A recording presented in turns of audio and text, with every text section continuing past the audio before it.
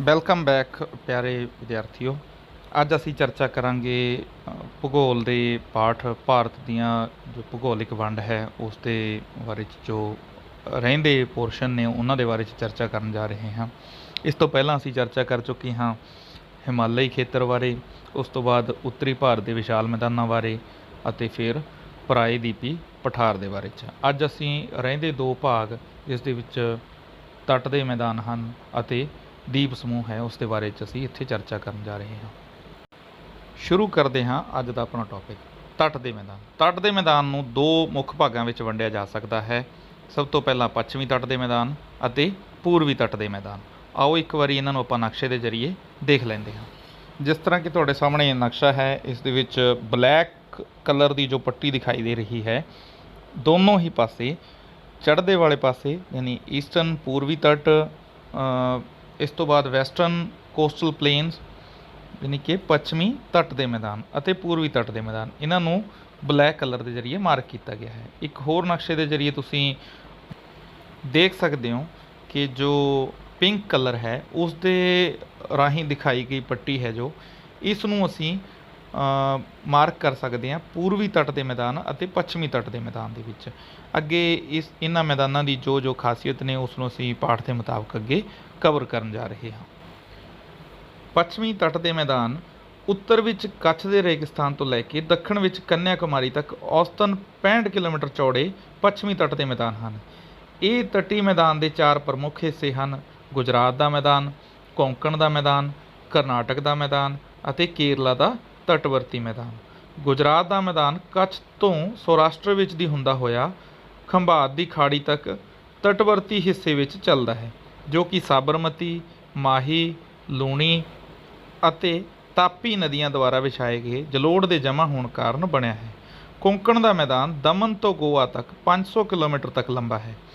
ਇਹ ਤੱਟੀ ਮੈਦਾਨ ਵਿੱਚ ਸਮੁੰਦਰ ਦੀਆਂ ਲਹਿਰਾਂ ਨਾਲ ਅੰਦਰੂਨੀ ਕਟਾਅ ਕਰਕੇ ਬਣੀਆਂ ਛੋਟੀਆਂ ਖਾੜੀਆਂ ਅਤੇ ਸਮੁੰਦਰੀ ਕੰਢੇ, ਤੰਗ ਖਾੜੀਆਂ ਆਦਿ ਭੂ ਆਕਾਰ ਮਿਲਦੇ ਹਨ। ਮੁੰਬਈ ਇਸੇ ਤੱਟ ਉੱਪਰ ਇੱਕ ਅਹਿਮ ਬੰਦਰਗਾਹ ਹੈ। ਕੋਂਕਣ ਤੱਟ ਨੂੰ ਕਰਾਵਲੀ ਜਾਂ ਕਿਨਾਰਾ ਵੀ ਆਖਿਆ ਜਾਂਦਾ ਹੈ। ਆਓ ਇੱਕ ਵਾਰੀ ਆਪਾਂ ਇਸ ਸਾਰੀ ਹੀ ਵੰਡ ਨੂੰ ਦੁਬਾਰਾ ਫੇਰ ਨਕਸ਼ੇ 'ਤੇ ਦੇਖਦੇ ਹਾਂ। ਇੱਕ ਵਾਰ ਫੇਰ ਨਕਸ਼ੇ 'ਤੇ ਤੁਹਾਡੇ ਸਾਹਮਣੇ ਮਾਰਕ ਹੈ ਜਿਹੜਾ ਕਾਠੀਆਵਾੜ ਕੋਸਟ ਹੈ, ਇਹ ਗੁਜਰਾਤ ਦਾ ਜੋ ਤੱਟ ਦਾ ਮੈਦਾਨ ਹੈ ਉਸ ਨੂੰ ਮਾਰਕ ਕੀਤਾ ਗਿਆ ਹੈ। ਫਿਰ ਕੋਂਕਣ ਕੋਸਟ ਹੈ ਜੋ ਇਹ ਮਾਰਕ ਕੀਤਾ ਗਿਆ ਹੈ। ਉਸ ਤੋਂ ਬਾਅਦ ਕੰਨੜ ਜੋ ਕੋਸਟ ਹੈ ਇਸ ਨੂੰ ਅਸੀਂ ਕਰਨਾਟਕ ਦਾ ਕਿਨਾਰਾ ਵੀ ਆਖਦੇ ਹਾਂ। ਇਸ ਤੋਂ ਅਗਲਾ ਜੋ ਮਾਲਾਬਾਰ ਇੱਥੇ ਮਾਰਕ ਕੀਤਾ ਗਿਆ ਹੈ, ਇਸ ਨੂੰ ਅਸੀਂ ਕੇਰਲ ਦੇ ਮੈਦਾਨ ਵੀ ਆਖਦੇ ਹਾਂ। ਮੇਰਾ ਖਿਆਲ ਹੈ ਵੀ ਸਾਰੇ ਵਿਦਿਆਰਥੀਆਂ ਨੂੰ ਨਕਸ਼ੇ ਦੇ ਜ਼ਰੀਏ ਇਹਨਾਂ ਨੂੰ ਆਸਾਨੀ ਨਾਲ ਸਾਰੇ ਵਿਦਿਆਰਥੀਆਂ ਨੇ ਆਇਡੈਂਟੀਫਾਈ ਕਰ ਲਿਆ ਹੋਵੇਗਾ। ਆਓ ਕੁਝ ਤਸਵੀਰਾਂ ਦੇ ਜ਼ਰੀਏ ਇਸ ਤੱਟ ਦੀ ਜੋ ਜੋਗਰਾਫੀ ਹੈ, ਜੋ ਭੂਗੋਲ ਹੈ, ਉਸ ਨੂੰ ਸਮਝਦੇ ਹਾਂ। ਜਿਸ ਤਰ੍ਹਾਂ ਕਿ ਤੁਸੀਂ ਇਸ ਤਸਵੀਰ ਦੇ ਜ਼ਰੀਏ ਦੇਖ ਸਕਦੇ ਹੋ ਕਿ ਇਹ ਤੱਟ ਦਾ ਮੈਦਾਨ ਹੈ। ਇਸ ਦੇ ਪਿੱਛੇ ਜੋ ਹਰੇ ਭਰੇ ਜੋ ਪੇੜ ਦਿਖਾਈ ਦੇ ਰਹੇ ਹਨ, ਇਹ ਨਾਰੀਅਲ ਦੇ ਦਰਖਤ ਹਨ ਜਿਹੜੇ ਕਿ ਇਹਨਾਂ ਤੱਟ ਦੇ ਮੈਦਾਨਾਂ ਦੇ ਵਿੱਚ ਆਮ ਹੀ ਪਾਏ ਜਾਂਦੇ ਹਨ ਅਤੇ ਇੱਥੇ ਇਹਨਾਂ ਦੀ ਹੀ ਜ਼ਿਆਦਾਤਰ ਕਾਸ਼ਤ ਹੁੰਦੀ ਹੈ। ਇੱਕ ਹੋਰ ਤਸਵੀਰ ਹੈ, ਇਸ ਦੇ ਜ਼ਰੀਏ ਤੁਸੀਂ ਦੇਖ ਸਕਦੇ ਹੋ ਕਿ ਜੋ ਇਹ ਤੱਟ ਦੇ ਮੈਦਾਨ ਹਨ, ਇੱਥੇ ਇੱਕ ਟੂਰਿਸਟ ਡੈਸਟੀਨੇਸ਼ਨ ਬਣੀ ਹੁੰਦੀ ਹੈ।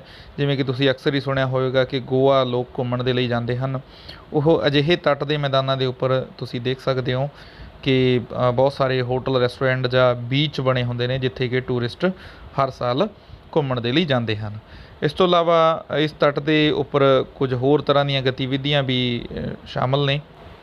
ਜਿਵੇਂ ਕਿ ਤਸਵੀਰ ਦੇ ਜ਼ਰੀਏ ਤੁਸੀਂ ਦੇਖ ਸਕਦੇ ਹੋ, ਇਹ ਇੱਕ ਸਮੁੰਦਰ ਦਾ ਕਿਨਾਰਾ ਹੈ ਜਿੱਥੇ ਵਪਾਰ ਦੇ ਲਈ ਜੋ ਚੀਜ਼ਾਂ ਨੇ ਉਹਨਾਂ ਦੇ ਕੰਟੇਨਰ ਜਮ੍ਹਾਂ ਨੇ ਅਤੇ ਇਹਨਾਂ ਨੂੰ ਜਾਂ ਤਾਂ ਲੋਡ ਕੀਤਾ ਜਾਵੇਗਾ ਸਮੁੰਦਰੀ ਜਹਾਜ਼ਾਂ ਦੇ ਉੱਪਰ ਜਾਂ ਉਹਨਾਂ ਤੋਂ ਉਤਾਰਿਆ ਜਾ ਚੁੱਕਾ ਹੈ। ਇਸ ਤੋਂ ਇਲਾਵਾ ਤੁਸੀਂ ਇੱਥੇ ਇੱਕ ਬਹੁਤ ਵੱਡਾ ਸਮੁੰਦਰੀ ਜਹਾਜ਼ ਦੇਖ ਰਹੇ ਹੋ। ਇਹ ਸਮੁੰਦਰ ਦੇ ਕੰਢੇ 'ਤੇ ਖੜ੍ਹਾ ਹੈ, ਜੋ ਕਿ ਮੁੰਬਈ ਵਰਗੇ ਜੋ ਬੰਦਰਗਾਹ ਹਨ ਉਹਨਾਂ ਦੇ ਕਿਨਾਰੇ 'ਤੇ ਅਜਿਹੇ ਵੱਡੇ ਜਹਾਜ਼ ਆ ਕੇ ਖੜ੍ਹਦੇ ਹਨ ਜਿਨ੍ਹਾਂ ਦੇ ਜ਼ਰੀਏ ਅੰਤਰਰਾਸ਼ਟਰੀ ਬਹੁਤ ਵੱਡੇ ਪੱਧਰ ਦਾ ਵਪਾਰ ਹੁੰਦਾ ਹੈ। ਤੁਸੀਂ ਦੇਖ ਰਹੇ ਹੋ ਕਰੇਨਾਂ ਦੇ ਜ਼ਰੀਏ ਵੱਡੇ ਸਾਰੇ ਕੰਟੇਨਰ ਇਹਨਾਂ ਜਹਾਜ਼ਾਂ ਦੇ ਵਿੱਚ ਲੋਡ ਕੀਤੇ ਜਾ ਰਹੇ ਹਨ। ਇਹ ਜੋ ਗਤੀਵਿਧੀਆਂ ਹਨ ਇਹ ਪੱਛਮੀ ਕਿਨਾਰੇ ਦੇ ਉੱਪਰ ਸਥਿਤ ਬਹੁਤ ਸਾਰੇ ਬੰਦਰਗਾਹਾਂ ਦੇ ਉੱਪਰ ਇਹ ਗਤੀਵਿਧੀਆਂ ਕੀਤੀਆਂ ਜਾਂਦੀਆਂ ਹਨ। ਇਸ ਤੋਂ ਇਲਾਵਾ ਇਸ ਕਿਨਾਰੇ ਦੇ ਉੱਪਰ ਜੋ ਖੇਤੀਬਾੜੀ ਦਾ ਕੰਮ ਹੈ ਉਹ ਵੀ ਕਾਫੀ ਵੱਡੇ ਪੱਧਰ 'ਤੇ ਕੀਤਾ ਜਾਂਦਾ ਹੈ।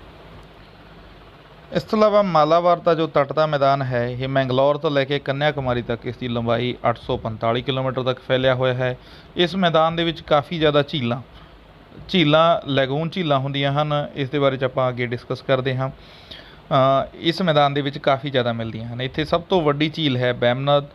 ਇਸ ਝੀਲ ਨੂੰ ਸਥਾਨਕ ਭਾਸ਼ਾ ਦੇ ਵਿੱਚ ਕਿਆਲ ਆਖਦੇ ਹਨ। ਇਹ ਇੱਕ ਤਸਵੀਰ ਹੈ ਲੈਗੂਨ ਝੀਲ ਦੀ। ਤੁਸੀਂ ਦੇਖ ਸਕਦੇ ਹੋ ਕਿ ਤਿੰਨ ਪਾਸਿਆਂ ਤੋਂ ਇਹ ਥਲ ਨੇ ਘੇਰੀ ਹੋਈ ਹੈ ਅਤੇ ਸਮੁੰਦਰ ਵਾਲੇ ਪਾਸੇ ਇੱਕ ਮਹੀਨ ਜੀ ਪੱਟੀ ਹੈ ਜੋ ਇਸ ਨੂੰ ਸਮੁੰਦਰ ਤੋਂ ਵੱਖ ਕਰਦੀ ਹੈ। ਪਰ ਇਹਨਾਂ ਝੀਲਾਂ ਦਾ ਪਾਣੀ ਖਾਰਾ ਹੀ ਹੁੰਦਾ ਹੈ ਅਤੇ ਇਹਨਾਂ ਝੀਲਾਂ ਨੂੰ ਸਮੁੰਦਰ ਦੇ ਪਾਣੀ ਦੀਆਂ ਜੋ ਛੱਲਾਂ ਹਨ ਉਹ ਲਗਾਤਾਰ ਇਸ ਨੂੰ ਖਾਰਾ ਕਰਦੀਆਂ ਰਹਿੰਦੀਆਂ ਹਨ। ਇੱਥੇ ਇੱਕ ਹੋਰ ਤਸਵੀਰ ਹੈ ਜਿਸ ਨੂੰ ਤੁਸੀਂ ਆਪਾਂ ਪਿੱਛੇ ਜ਼ਿਕਰ ਕੀਤਾ ਸੀ ਬੈਮਨਾ ਝੀਲ ਦਾ। ਇਸ ਨੂੰ ਦੇਖ ਸਕਦੇ ਹੋ। ਇਸ ਦੇ ਵਿੱਚ ਜੋ ਕਿਸ਼ਤੀਆਂ ਹਨ ਕਾਫੀ ਵੱਡੀਆਂ ਉਹ ਇਸ ਦੇ ਵਿੱਚ ਚਲਾਈਆਂ ਜਾਂਦੀਆਂ ਹਨ। ਟੂਰਿਸਟ ਹਰ ਸਾਲ ਇਸ ਦੇ ਵਿੱਚ ਆਉਂਦੇ ਰਹਿੰਦੇ ਹਨ। ਇਸ ਤੋਂ ਇਲਾਵਾ ਇਸ ਝੀਲ ਦੀ ਇੱਕ ਖਾਸ ਗੱਲ ਇਹ ਹੈ ਕਿ ਇੱਥੇ ਜੋ ਕਿਸ਼ਤੀਆਂ ਹਨ ਉਹਨਾਂ ਦੀ ਇੱਕ ਦੌੜ ਹੁੰਦੀ ਹੈ ਜੋ ਹਰ ਸਾਲ ਇੱਥੇ ਕਰਵਾਈ ਜਾਂਦੀ ਹੈ।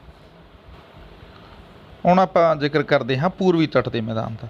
ਪੂਰਬੀ ਤੱਟ ਦੇ ਮੈਦਾਨ ਦੇ ਵਿੱਚ ਪੱਛਮੀ ਬੰਗਾਲ, ਉੜੀਸਾ ਤੋਂ ਲੈ ਕੇ ਕੰਨਿਆ ਕੁਮਾਰੀ ਤੱਕ ਪੂਰਬੀ ਤੱਟ ਦੇ ਮੈਦਾਨ ਹਨ। ਇਹ ਮੈਦਾਨ ਪੂਰਬ ਦਿਸ਼ਾ ਵਿੱਚ ਵਗਣ ਵਾਲੀਆਂ ਨਦੀਆਂ ਮਹਾਨਦੀ, ਗੋਦਾਵਰੀ, ਕ੍ਰਿਸ਼ਨਾ, ਕਾਵੇਰੀ ਅਤੇ ਉਹਨਾਂ ਦੀਆਂ ਸਹਾਇਕ ਨਦੀਆਂ ਦੁਆਰਾ ਵਿਛਾਈ ਗਈ ਜਲੋੜ੍ਹ ਮਿੱਟੀ ਨਾਲ ਬਣਿਆ ਹੈ। ਉੜੀਸਾ ਵਿੱਚ ਇਸ ਨੂੰ ਉਤਕਲ ਦਾ ਮੈਦਾਨ ਆਖਦੇ ਹਨ। ਕ੍ਰਿਸ਼ਨਾ ਨਦੀ ਦੇ ਡੈਲਟੇ ਤੋਂ ਲੈ ਕੇ ਕੰਨਿਆ ਕੁਮਾਰੀ ਤੱਕ ਇਸ ਤੱਟ ਨੂੰ ਕੋਰੋਮੰਡਲ ਤੱਟ ਆਖਦੇ ਹਨ। ਇਸ ਮੈਦਾਨ ਵਿੱਚ ਪੁਲੀਕਟ ਝੀਲ ਇੱਕ ਪ੍ਰਸਿੱਧ ਝੀਲ ਹੈ। ਉੜੀਸਾ ਵਿੱਚ ਚਿਲਕਾ ਝੀਲ ਖਾਰੇ ਪਾਣੀ ਦੀ ਭਾਰਤ ਦੀ ਸਭ ਤੋਂ ਵੱਡੀ ਝੀਲ ਹੈ। ਆਓ ਇੱਕ ਵਾਰੀ ਨਕਸ਼ੇ ਦੇ ਜ਼ਰੀਏ ਇਸ ਨੂੰ ਫੇਰ ਦੇਖ ਲਵੋ। ਜੋ ਈਸਟਰਨ ਕੋਸਟਲ ਪਲੇਨ ਹਨ ਇਸ ਨੂੰ ਇੱਥੇ ਬਲੈਕ ਕਲਰ ਦੇ ਨਾਲ ਮਾਰਕ ਕਰਕੇ ਦਿਖਾਇਆ ਗਿਆ ਹੈ। ਤੁਸੀਂ ਦੇਖ ਸਕਦੇ ਹੋ ਵੀ ਨਿਚਲਾ ਹਿੱਸਾ ਹੈ ਜੋ ਇਸ ਨੂੰ ਕੋਰੋਮੰਡਲ ਕੋਸਟ ਲਿਖਿਆ ਹੋਇਆ ਹੈ ਅਤੇ ਉੱਪਰ ਵਾਲੇ ਹਿੱਸੇ ਨੂੰ ਨਾਰਦਰਨ ਸਰਕਾਰ ਕੋਸਟ ਲਿਖਿਆ ਹੋਇਆ ਹੈ। ਤੁਸੀਂ ਇਸ ਨਕਸ਼ੇ ਤੋਂ ਮੇਰਾ ਖਿਆਲ ਹੈ ਵੀ ਕਾਫੀ ਕੁਝ ਸਮਝ ਗਏ ਹੋਵੋਗੇ। ਜਿਵੇਂ ਕਿ ਅਸੀਂ ਜ਼ਿਕਰ ਕੀਤਾ ਸੀ ਕਿ ਬਹੁਤ ਸਾਰੀਆਂ ਨਦੀਆਂ ਹਨ ਜੋ ਪੂਰਬੀ ਤੱਟ ਦੇ ਵੱਲ ਵਗਦੀਆਂ ਹਨ। ਉਹ ਇਸ ਤੱਟ ਦੇ ਉੱਪਰ ਜ਼ਿਆਦਾਤਰ ਡੈਲਟਾ ਹੀ ਬਣਾਉਂਦੀਆਂ ਹਨ। ਡੈਲਟਾ ਦੀ ਇਹ ਤਸਵੀਰ ਤੁਸੀਂ ਦੇਖ ਸਕਦੇ ਹੋ ਕਿ ਇੱਕ ਨਦੀ ਜੋ ਥਲ ਭਾਗ ਤੋਂ ਸਮੁੰਦਰ ਵੱਲ ਨੂੰ ਆ ਰਹੀ ਹੈ। ਸਮੁੰਦਰ ਦੇ ਵਿੱਚ ਮਿਲਣ ਤੋਂ ਪਹਿਲਾਂ ਕਾਫੀ ਜ਼ਿਆਦਾ ਛੋਟੀਆਂ ਸ਼ਾਖਾਵਾਂ ਦੇ ਵਿੱਚ ਵੰਡ ਜਾਂਦੀ ਹੈ। ਇਸ ਨੂੰ ਹੀ ਡੈਲਟਾ ਆਖਦੇ ਹਾਂ। ਇਹ ਦ੍ਰਿਸ਼ ਪੂਰਬੀ ਤੱਟ ਦੇ ਉੱਪਰ ਕਾਫੀ ਜ਼ਿਆਦਾ ਦੇਖਣ ਨੂੰ ਸਾਨੂੰ ਮਿਲਦੇ ਹਨ। ਇਸ ਤੋਂ ਇਲਾਵਾ ਪੂਰਬ ਵੱਲ ਵਗਣ ਵਾਲੀਆਂ ਨਦੀਆਂ ਸਮੁੰਦਰ ਵਿੱਚ ਮਿਲਣ ਤੋਂ ਪਹਿਲਾਂ ਕਾਫੀ ਜ਼ਿਆਦਾ ਵੱਡੇ ਪੱਧਰ 'ਤੇ ਅਜਿਹੇ ਮੈਨਗਰੋਵ ਜੰਗਲ ਵੀ ਬਣਾਉਂਦੀਆਂ ਹਨ ਜਿਨ੍ਹਾਂ ਨੂੰ ਪੂਰਬੀ ਤੱਟ ਦੇ ਉੱਪਰ ਆਮ ਹੀ ਦੇਖਿਆ ਜਾਂਦਾ ਹੈ। ਕੀ ਕੋਈ ਬੱਚਾ ਇਸ ਤੋਂ ਪਹਿਲਾਂ ਇੱਕ ਲੈਕਚਰ ਦੇ ਵਿੱਚ ਮੈਨਗਰੋਵ ਜੰਗਲ ਦਾ ਜ਼ਿਕਰ ਹੋਇਆ ਸੀ, ਕੋਈ ਉਸ ਜੰਗਲ ਦਾ ਨਾਮ ਦੱਸ ਸਕਦਾ ਹੈ? ਇਸ ਤਸਵੀਰ ਦੇ ਵਿੱਚ ਤੁਸੀਂ ਨਕਸ਼ੇ ਦੇ ਉੱਪਰ ਮਾਰਕ ਕੀਤੀ ਹੋਈ ਪੁਲੀਕਟ ਝੀਲ ਨੂੰ ਦੇਖ ਸਕਦੇ ਹੋ ਜਿਸ ਦਾ ਅਸੀਂ ਪਿੱਛੇ ਜੇ ਜ਼ਿਕਰ ਕੀਤਾ ਸੀ। ਇਹ ਵੀ ਇੱਕ ਲੈਗੂਨ ਝੀਲ ਹੈ। ਤੁਸੀਂ ਸਾਫ਼ ਹੀ ਦੇਖ ਸਕਦੇ ਹੋਗੇ ਕਿ ਨਕਸ਼ੇ ਦੇ ਉੱਪਰ ਹੀ ਸਾਨੂੰ ਇੱਕ ਪੱਟੀ ਦਿਖਾਈ ਦੇ ਰਹੀ ਹੈ। ਇਹ ਇਸ ਝੀਲ ਦਾ ਇੱਕ ਦ੍ਰਿਸ਼ ਹੈ। ਇੱਥੇ ਬਹੁਤ ਸਾਰੇ ਜੰਗਲੀ ਪੰਛੀ ਹਰ ਸਾਲ ਵੱਡੀ ਗਿਣਤੀ ਦੇ ਵਿੱਚ ਇੱਥੋਂ ਮੱਧ ਏਸ਼ੀਆ ਵਰਗੇ ਦੇਸ਼ਾਂ ਦੇ ਵਿੱਚੋਂ ਸਫ਼ਰ ਕਰਦੇ ਹਨ ਅਤੇ ਇਸ ਝੀਲ ਦੇ ਉੱਪਰ ਜੋ ਮਿਲਣ ਵਾਲੇ ਪੰਛੀ ਹਨ ਉਹਨਾਂ ਦੀ ਕੁਦਰਤੀ ਤੌਰ 'ਤੇ ਖਾਸ ਮਹੱਤਤਾ ਗਿਣੀ ਜਾਂਦੀ ਹੈ। ਇਸ ਤੋਂ ਅਗਲੇ ਪਿਕਚਰ ਦੇ ਵਿੱਚ ਤੁਸੀਂ ਦੇਖ ਸਕਦੇ ਹੋ ਚਿਲਕਾ ਜੋ ਝੀਲ ਹੈ, ਇਸ ਨੂੰ ਮਾਰਕ ਕੀਤਾ ਗਿਆ ਹੈ। ਉੜੀਸਾ ਦੇ ਕੰਢੇ ਹੈ। ਇਹ ਵੀ ਇੱਕ ਲੈਗੂਨ ਝੀਲ ਹੈ। ਤੁਸੀਂ ਸਾਫ਼ ਹੀ ਇੱਕ ਪੱਟੀ ਦੇਖ ਸਕਦੇ ਹੋ ਜੋ ਇਸ ਨੂੰ ਸਮੁੰਦਰ ਤੋਂ ਵੱਖਰਾ ਕਰਦੀ ਹੈ। ਇਸ ਝੀਲ ਦੀ ਵੀ ਬਹੁਤ ਜ਼ਿਆਦਾ ਮਹੱਤਤਾ ਹੈ ਕਿਉਂਕਿ ਇਸ ਝੀਲ ਦੇ ਵਿੱਚ ਜੋ ਇਹ ਤੁਸੀਂ ਜਾਨਵਰ ਪਿਕਚਰ ਦੇ ਜ਼ਰੀਏ ਦੇਖ ਰਹੇ ਹੋ ਇਸ ਨੂੰ ਇਰਾਵਡੀ ਡੋਲਫਿਨ ਕਿਹਾ ਜਾਂਦਾ ਹੈ। ਇਹ ਇਸ ਝੀਲ ਦੇ ਵਿੱਚ ਹੀ ਇਸ ਜਾਨਵਰ ਦੀ ਗਿਣਤੀ ਸਭ ਤੋਂ ਜ਼ਿਆਦਾ ਹੈ ਜਿਸ ਨੂੰ ਕਿ ਭਾਰਤ ਦਾ ਜਲੀ ਜੀਵ ਵੀ ਖਿਤਾਬ ਦਿੱਤਾ ਗਿਆ ਹੈ। ਇਸ ਜਾਨਵਰ ਨੂੰ ਇੱਕ ਮੈਮਲ ਆਖਦੇ ਹਨ। ਇਸ ਦੇ ਬਾਰੇ 'ਚ ਤੁਸੀਂ ਆਪਣੇ ਸਾਇੰਸ ਦੇ ਅਧਿਆਪਕ ਤੋਂ ਵੀ ਜ਼ਿਆਦਾ ਜਾਣਕਾਰੀ ਪ੍ਰਾਪਤ ਕਰ ਸਕਦੇ ਹੋ ਕਿ ਮੈਮਲ ਕਿਸ ਤਰ੍ਹਾਂ ਦੇ ਜੀਵ ਹੁੰਦੇ ਹਨ। ਹੁਣ ਅਸੀਂ ਗੱਲ ਕਰਦੇ ਹਾਂ ਭਾਰਤੀ ਦੀਪ ਸਮੂਹ ਦੀ। ਭਾਰਤੀ ਦੀਪਾਂ ਅਤੇ ਟਾਪੂਆਂ ਦੀ ਕੁੱਲ ਗਿਣਤੀ 267 ਹੈ ਜਿਸ ਨੂੰ ਅਸੀਂ ਦੋ ਭਾਗਾਂ ਦੇ ਵਿੱਚ ਵੰਡ ਕੇ ਅੱਗੇ ਸਟੱਡੀ ਕਰਦੇ ਹਾਂ। ਇੱਕ ਹਨ ਬੰਗਾਲ ਦੀ ਖਾੜੀ ਦੇ ਵਿੱਚ ਮਿਲਣ ਵਾਲੇ ਦੀਪ ਜਿਵੇਂ ਕਿ ਅੰਡੇਮਾਨ ਨਿਕੋਬਾਰ ਅਤੇ ਹੋਰ ਛੋਟੇ-ਮੋਟੇ ਬਹੁਤ ਸਾਰੇ ਦੀਪ ਅਤੇ ਦੂਸਰੇ ਹਨ ਅਰਬ ਸਾਗਰ ਵਿੱਚ ਮਿਲਣ ਵਾਲੇ ਦੀਪ ਜਿਸ ਦੇ ਵਿੱਚ ਲਕਸ਼ਦੀਪ ਪ੍ਰਮੁੱਖ ਹੈ। ਅੰਡੇਮਾਨ ਨਿਕੋਬਾਰ ਦੀਪ ਉੱਤਰੀ ਪੂਰਬੀ ਪਹਾੜੀ ਸ਼੍ਰੇਣੀ ਅਰਾਕਾਨਯੋਮਾ ਮਿਆਂਮਾਰ ਦਾ ਹੀ ਵਿਸਤਾਰ ਹੈ। ਅੰਡੇਮਾਨ ਵਿੱਚ 204 ਟਾਪੂ ਹਨ। ਸੈਂਡਲ ਪਹਾੜ ਅੰਡੇਮਾਨ ਦੀ ਸਭ ਤੋਂ ਉੱਚੀ ਚੋਟੀ ਹੈ। ਇਸ ਦੀ ਉਚਾਈ 37 मीटर है। निकोबार ਦੇ ਕੁੱਲ 19 ਟਾਪੂ ਹਨ। ਇਹਨਾਂ ਵਿੱਚ ਗ੍ਰੇਟ ਨਿਕੋਬਾਰ ਸਭ ਤੋਂ ਵੱਡਾ ਟਾਪੂ ਹੈ। ਆਓ ਇੱਕ ਵਾਰੀ ਇਹਨਾਂ ਨੂੰ ਆਪਾਂ ਨਕਸ਼ੇ ਦੇ ਜ਼ਰੀਏ ਸਮਝਦੇ ਹਾਂ। ਇਹ ਟਾਪੂ ਭਾਰਤ ਦੇ ਪੂਰਬ ਵੱਲ ਬੰਗਾਲ ਦੀ ਖਾੜੀ ਦੇ ਵਿੱਚ ਸਥਿਤ ਹਨ। ਇਸ ਨਕਸ਼ੇ ਦੇ ਜ਼ਰੀਏ ਤੁਸੀਂ ਇਹਨਾਂ ਨੂੰ ਦੇਖ ਸਕਦੇ ਹੋ। ਇਸ ਨੂੰ ਮੁੱਖ ਤੌਰ 'ਤੇ ਦੋ ਭਾਗਾਂ ਦੇ ਵਿੱਚ ਅੰਡੇਮਾਨ ਅਤੇ ਨਿਕੋਬਾਰ ਦੇ ਵਿੱਚ ਵੰਡਿਆ ਗਿਆ ਹੈ। ਇਹਨਾਂ ਦੇ ਵਿੱਚ ਸਭ ਤੋਂ ਉੱਚੀ ਪਹਾੜੀ ਹੈ ਸੈਂਡਲ ਪੀਕ, ਜਿਸ ਦੀ ਅਸੀਂ ਪਿੱਛੇ ਚਰਚਾ ਕਰ ਚੁੱਕੇ ਹਾਂ। ਇੱਥੇ ਜੋ ਕੁਝ ਹੋਰ ਵਿਸ਼ੇਸ਼ਤਾਵਾਂ ਹਨ ਉਹਨਾਂ ਦੇ ਬਾਰੇ 'ਚ ਅਸੀਂ ਅੱਗੇ ਚਰਚਾ ਕਰਦੇ ਹਾਂ। ਇਹਨਾਂ ਟਾਪੂਆਂ ਦੇ ਤੱਟ ਕੁਛ ਇਸ ਪ੍ਰਕਾਰ ਦੇ ਦਿਖਾਈ ਦਿੰਦੇ ਹਨ, ਜੋ ਕਿ ਸੈਲਾਨੀਆਂ ਦੇ ਲਈ ਕਾਫੀ ਖਿੱਚ ਦਾ ਕੇਂਦਰ ਹਨ। ਇਹਨਾਂ ਟਾਪੂਆਂ ਨੂੰ ਹੀ ਆਜ਼ਾਦੀ ਦੇ ਸੰਘਰਸ਼ ਦੇ ਸਮੇਂ ਕਾਲੇ ਪਾਣੀ ਦੇ ਨਾਂ ਨਾਲ ਜਾਣਿਆ ਜਾਂਦਾ ਸੀ, ਜਿੱਥੇ ਸਾਡੇ ਦੇਸ਼ ਦੇ ਮਹਾਨ ਆਜ਼ਾਦੀ ਘੁਲਾਟੀਆਂ ਨੂੰ ਜੇਲ੍ਹ ਦੇ ਵਿੱਚ ਕੈਦ ਕਰਕੇ ਰੱਖਿਆ ਜਾਂਦਾ ਸੀ। ਇਸ ਜਗ੍ਹਾ ਦੇ ਉੱਪਰ ਜੋ ਜੇਲ੍ਹ ਹੈ ਉਸ ਦਾ ਨਾਮ ਹੈ ਸੈਲੂਲਰ ਜੇਲ੍ਹ, ਜਿਸ ਦੇ ਵਿੱਚ ਕਾਫੀ ਜ਼ਿਆਦਾ ਵੱਡੇ ਪੱਧਰ 'ਤੇ ਸਾਡੇ ਆਜ਼ਾਦੀ ਦੇ ਘੁਲਾਟੀਆਂ ਨੂੰ ਕੈਦ ਕਰਕੇ ਰੱਖਿਆ ਜਾਂਦਾ ਸੀ। ਇਹ ਹਨ ਕੁਝ ਉਸ ਜੇਲ੍ਹ ਦੀਆਂ ਤਸਵੀਰਾਂ, ਜਿੱਥੇ ਨਾ ਸਿਰਫ ਭਾਰਤ ਨਾ ਬਲਕਿ ਹੋਰ ਵੀ ਜਿੱਥੇ ਅੰਗਰੇਜ਼ਾਂ ਦਾ ਰਾਜ ਹੁੰਦਾ ਸੀ, ਉੱਥੋਂ ਦੇ ਜੋ ਆਜ਼ਾਦੀ ਘੁਲਾਟੀਏ ਹੁੰਦੇ ਸਨ ਉਹਨਾਂ ਨੂੰ ਇਸ ਜੇਲ੍ਹ ਦੇ ਵਿੱਚ ਸਜ਼ਾ ਯਾਫਤਾ ਕੀਤਾ ਜਾਂਦਾ ਸੀ, ਜਿਸ ਨੂੰ ਕਿ ਅਸੀਂ ਕਾਲੇ ਪਾਣੀ ਦੀ ਸਜ਼ਾ ਦੇ ਨਾਂ ਨਾਲ ਵੀ ਜਾਣਦੇ ਹਾਂ। ਇਤਿਹਾਸ ਦੇ ਵਿੱਚ ਅਜਿਹੇ ਕਾਲੇ ਪਾਣੀ ਵਾਲੇ ਯੋਧਿਆਂ ਦਾ ਜ਼ਿਕਰ ਕਾਫੀ ਜ਼ਿਆਦਾ ਹੁੰਦਾ ਰਹਿੰਦਾ ਹੈ। ਇਹ ਜੋ ਤੁਸੀਂ ਤਸਵੀਰ ਦੇਖ ਰਹੇ ਹੋ, ਇਹ ਅੰਡੇਮਾਨ ਨਿਕੋਬਾਰ ਦੀਪ ਸਮੂਹ ਦੇ ਇੱਕ ਦੀਪ ਦੀ ਹੈ, ਜਿਸ ਦਾ ਨਾਮ ਹੈ ਬੈਰਨ ਆਈਲੈਂਡ। ਇਹ ਇੱਕ ਜਵਾਲਾਮੁਖੀ ਦੀਪ ਹੈ। ਇੱਥੇ ਜਿਵੇਂ ਕਿ ਤੁਸੀਂ ਦੇਖ ਹੀ ਰਹੇ ਹੋ, ਇਹ ਜਵਾਲਾਮੁਖੀ ਦੇ ਵਿੱਚੋਂ ਧੂੰਆਂ ਨਿਕਲ ਰਿਹਾ ਹੈ ਅਤੇ ਇਹ ਕਦੇ ਵੀ ਇਸ ਦੇ ਵਿੱਚੋਂ ਲਾਵਾ ਨਿਕਲਣਾ ਸ਼ੁਰੂ ਹੋ ਜਾਂਦਾ ਹੈ। ਇਸ ਦੀਪ ਦੇ ਉੱਪਰ ਆਮ ਇਨਸਾਨਾਂ ਦਾ ਜਾਣਾ ਮਨ੍ਹਾ ਹੈ, ਕਿਉਂਕਿ ਇਸ ਦੇ ਉੱਪਰ ਲਾਵੇ ਦਾ ਬਹੁਤ ਜ਼ਿਆਦਾ ਖਤਰਾ ਬਣਿਆ ਰਹਿੰਦਾ ਹੈ। ਗੱਲ ਕਰ ਲੈਂਦੇ ਹਾਂ ਇੱਥੋਂ ਦੇ ਵਾਸੀਆਂ ਦੀ। ਇੱਥੋਂ ਦੇ ਵਾਸੀਆਂ ਦਾ ਕੁਝ ਪਹਿਰਾਵਾ ਇਸ ਤਰ੍ਹਾਂ ਦਾ ਹੈ। ਇਹਨਾਂ ਨੂੰ ਅਸੀਂ ਆਦੀਵਾਸੀਆਂ ਦੇ ਨਾਂ ਨਾਲ ਜਾਣਦੇ ਹਾਂ। ਇੱਥੇ ਬਹੁਤ ਸਾਰੀਆਂ ਜੰਗਲੀ ਜਾਤੀਆਂ ਰਹਿੰਦੀਆਂ ਹਨ, ਜਿਨ੍ਹਾਂ ਦਾ ਜੋ ਅਜੇ ਵੀ ਆਪਣੇ ਪੁਰਾਤਨ ਸੱਭਿਆਚਾਰ ਜਾਂ ਆਪਣੇ ਪੁਰਾਤਨ ਸਟਾਈਲ ਦੇ ਨਾਲ ਹੀ ਜ਼ਿੰਦਗੀ ਜਿਉਂ ਰਹੇ ਹਨ। ਇੱਥੇ ਅਜਿਹੀਆਂ ਜਨਜਾਤੀਆਂ ਦੀ ਸੰਖਿਆ ਕਾਫੀ ਜ਼ਿਆਦਾ ਦੇਖਣ ਨੂੰ ਮਿਲਦੀ ਹੈ। ਇਹ ਇੱਕ ਹੋਰ ਜਨਜਾਤੀ ਹੈ ਜਿਸ ਨੂੰ ਸੈਂਟੀਨਲੀ ਆਖਦੇ ਹਨ। ਸੈਂਟੀਨਲੀ ਜਾਤੀ ਦੇ ਨਾਂ 'ਤੇ ਹੀ ਇਹਨਾਂ ਦਾ ਜੋ ਟਾਪੂ ਹੈ ਉਸ ਦਾ ਨਾਮ ਪਿਆ ਹੈ। ਇੱਥੇ ਭਾਰਤ ਸਰਕਾਰ ਕਿਸੇ ਨੂੰ ਵੀ ਜਾਣ ਦੀ ਇਜਾਜ਼ਤ ਨਹੀਂ ਦਿੰਦੀ, ਕਿਉਂਕਿ ਇਸ ਟਾਪੂ ਦੇ ਉੱਪਰ ਜੋ ਵੀ ਕੋਈ ਇਨਸਾਨ ਜਾਂਦਾ ਹੈ ਤਾਂ ਇਹ ਆਦੀਵਾਸੀ ਉਸ ਦੇ ਉੱਪਰ ਹਮਲਾ ਕਰਕੇ ਉਸ ਨੂੰ ਮਾਰ ਦਿੰਦੇ ਹਨ। ਇਸ ਦਾ ਰੀਸੈਂਟ ਐਗਜ਼ਾਮਪਲ ਹੈ 2018 ਦੇ ਵਿੱਚ ਇੱਕ ਅਮਰੀਕੀ ਮਿਸ਼ਨਰੀ ਜੋ ਕਿ ਇਸ ਟਾਪੂ 'ਤੇ ਗੈਰ ਕਾਨੂੰਨੀ ਤਰੀਕੇ ਨਾਲ ਜਾਣ ਦੀ ਕੋਸ਼ਿਸ਼ ਕਰ ਰਿਹਾ ਸੀ। ਇਹਨਾਂ ਆਦੀਵਾਸੀਆਂ ਦੇ ਹੱਥੋਂ ਉਹ ਮਾਰਿਆ ਗਿਆ। ਤਾਂ ਤੁਹਾਨੂੰ ਜਾਣ ਕੇ ਬੜੀ ਹੈਰਾਨੀ ਹੋਵੇਗੀ ਕਿ ਆਪਣੇ ਦੇਸ਼ ਦੇ ਵਿੱਚ ਵੀ ਕੁਝ ਜਨਜਾਤੀਆਂ ਅਜਿਹੀਆਂ ਰਹਿ ਰਹੀਆਂ ਹਨ ਜੋ ਬਾਹਰੀ ਕਿਸੇ ਵੀ ਆਦਮੀ ਨਾਲ ਮਿਲਣਾ ਜੁਲਣਾ ਪਸੰਦ ਨਹੀਂ ਕਰਦੀਆਂ। ਇਹ ਇੱਕ ਤਸਵੀਰ ਹੈ ਅੰਡੇਮਾਨ ਨਿਕੋਬਾਰ ਵਿੱਚ ਮਿਲਣ ਵਾਲੇ ਜੋ ਆਦੀਵਾਸੀ ਹਨ ਉਹਨਾਂ ਦੇ ਆਪਣੇ ਕਲਾਸੀਕਲ ਡਾਂਸ ਦੀ। ਤੁਸੀਂ ਦੇਖ ਰਹੇ ਹੋ ਕਿ ਇਹਨਾਂ ਦਾ ਜੋ ਪਹਿਰਾਵਾ ਹੈ ਅਤੇ ਜੋ ਇਹਨਾਂ ਦਾ ਸਟਾਈਲ ਹੈ ਉਹ ਸਾਡੇ ਸੱਭਿਆਚਾਰ ਨਾਲੋਂ ਕਾਫੀ ਜ਼ਿਆਦਾ ਵੱਖਰਾ ਹੈ। ਸਾਨੂੰ ਇਹਨਾਂ ਦੀ ਰਿਸਪੈਕਟ ਕਰਨੀ ਚਾਹੀਦੀ ਹੈ। ਹੁਣ ਅਸੀਂ ਗੱਲ ਕਰਦੇ ਹਾਂ ਅਰਬ ਸਾਗਰ ਵਿੱਚ ਮਿਲਣ ਵਾਲੇ ਲਕਸ਼ਦੀਪ ਟਾਪੂ ਸਮੂਹ ਦੀ।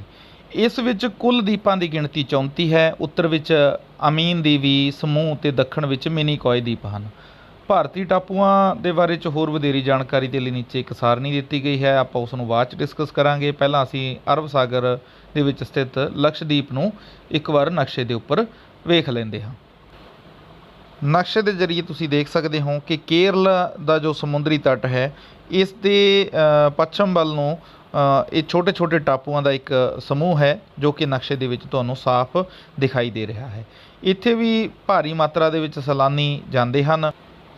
ਜਿਵੇਂ ਕਿ ਤੁਸੀਂ ਇਸ ਪਿਕਚਰ ਦੇ ਜ਼ਰੀਏ ਦੇਖ ਸਕਦੇ ਹੋ ਕਿ ਕਾਫੀ ਮਾਤਰਾ ਦੇ ਵਿੱਚ ਸੈਲਾਨੀਆਂ ਨੂੰ ਅਟਰੈਕਟ ਕਰਨ ਦੇ ਲਈ ਇੱਕ ਟਾਪੂ ਦੇ ਵਿੱਚ ਸਮੁੰਦਰ ਦੇ ਵਿੱਚ ਜਾ ਕੇ ਕਿਸ ਤਰ੍ਹਾਂ ਨਾਲ ਕੁਝ ਹੋਟਲ ਜਾਂ ਰੈਸਟੋਰੈਂਟ ਬਣਾਏ ਗਏ ਹਨ। ਇਹਨਾਂ ਦੇ ਵਿੱਚ ਕਾਫੀ ਭਾਰੀ ਮਾਤਰਾ ਦੇ ਵਿੱਚ ਹਰ ਸਾਲ ਜੋ ਸੈਲਾਨੀ ਹਨ ਉਹ ਸੈਰ ਦੇ ਲਈ ਜਾਂਦੇ ਹਨ। ਇਸ ਤੋਂ ਇਲਾਵਾ ਤੁਸੀਂ ਇਸ ਤਸਵੀਰ ਰਾਹੀਂ ਦੇਖ ਸਕਦੇ ਹੋ ਕਿ ਜੋ ਇਹ ਟਾਪੂ ਹਨ ਇਸ ਅਸਮਾਨ ਦੇ ਵਿੱਚੋਂ ਦੇਖਣ 'ਤੇ ਕਿਹੋ ਜਿਹੇ ਦਿਖਾਈ ਦਿੰਦੇ ਹਨ। ਇਹਨਾਂ ਦੀ ਜੋ ਕੁਦਰਤੀ ਸੁੰਦਰਤਾ ਹੈ ਉਹ ਆਪਣੇ ਆਪ ਵਿੱਚ ਇੱਕ ਅਨੋਖਾ ਅਤੇ ਦਿਲਕਸ਼ ਨਜ਼ਾਰਾ ਹੁੰਦੀ ਹੈ। ਇੱਥੋਂ ਦੇ ਵਸਿੰਦਿਆਂ ਦੇ ਬਾਰੇ 'ਚ ਜੇਕਰ ਆਪਾਂ ਗੱਲ ਕਰੀਏ ਤਾਂ ਇੱਥੋਂ ਦੇ ਵਸਿੰਦੇ ਹਨ ਜੋ ਉਹ ਅੰਡੇਮਾਨ ਨਿਕੋਬਾਰ ਦੀਪ ਸਮੂਹ ਦੀ ਤਰ੍ਹਾਂ ਅਜੇ ਜਨਜਾਤੀ ਰੂਪ ਵਿੱਚ ਨਹੀਂ ਰਹਿ ਰਹੇ। ਇੱਥੋਂ ਦੇ ਜੋ ਵਾਸੀ ਹਨ ਉਹ ਮੁੱਖ ਧਾਰਾ ਦੇ ਵਿੱਚ ਸ਼ਾਮਲ ਹੋ ਚੁੱਕੇ ਹਨ। ਇਹ ਉੱਥੋਂ ਦੇ ਕੁਝ ਬੱਚਿਆਂ ਦੀ ਤਸਵੀਰ ਹੈ ਜਿਨ੍ਹਾਂ ਦਾ ਪਹਿਰਾਵਾ ਦੇਖ ਕੇ ਤੁਸੀਂ ਆਸਾਨੀ ਨਾਲ ਜੱਜ ਕਰ ਸਕਦੇ ਹੋ ਕਿ ਇਹ ਸਾਡੀ ਤਰ੍ਹਾਂ ਹੀ ਇੱਕ ਮਾਡਰਨ ਸੁਸਾਇਟੀ ਦੇ ਵਿੱਚ ਤਬਦੀਲ ਹੋ ਚੁੱਕੇ ਹਨ। ਇਹਨਾਂ ਟਾਪੂਆਂ ਦੀ ਬਣਤਰ ਦੇ ਬਾਰੇ 'ਚ ਆਪਾਂ ਇੱਕ ਵਾਰ ਗੱਲ ਕਰ ਲੈਂਦੇ ਹਾਂ। ਇਹ ਸਾਰਣੀ ਦੇਖਣ ਤੋਂ ਪਹਿਲਾਂ ਇਹਨਾਂ ਟਾਪੂਆਂ ਦੀ ਬਣਤਰ ਦੇ ਬਾਰੇ 'ਚ ਅਸੀਂ ਇੱਕ ਗੱਲ ਯਾਦ ਰੱਖਣੀ ਹੈ ਕਿ ਜੋ ਬੰਗਾਲ ਦੀ ਖਾੜੀ ਦੇ ਵਿੱਚ ਟਾਪੂ ਸਥਿਤ ਹਨ ਉਹਨਾਂ ਦਾ ਵਿਸਤਾਰ ਸਮੁੰਦਰ ਵਿੱਚ ਡੁੱਬੀਆਂ ਹੋਈਆਂ ਪਹਾੜੀਆਂ ਦੇ ਸਿਖਰ ਦੇ ਉੱਪਰ ਹੀ ਹੈ। ਤੁਸੀਂ ਇਸ ਨੂੰ ਇਸ ਤਰ੍ਹਾਂ ਸਮਝ ਸਕਦੇ ਹੋ ਕਿ ਕੁਝ ਪਹਾੜੀਆਂ ਹਨ ਜੋ ਸਮੁੰਦਰ ਦੇ ਵਿੱਚ ਖੜੀਆਂ ਹਨ ਅਤੇ ਉਹਨਾਂ ਦੇ ਸਿਖਰ ਵੱਲ ਨੂੰ ਹੀ ਅਸੀਂ ਅੰਡੇਮਾਨ ਜਾਂ ਨਿਕੋਬਾਰ ਦੀਪ ਸਮੂਹ ਜਾਂ ਟਾਪੂ ਆਖਦੇ ਹਾਂ।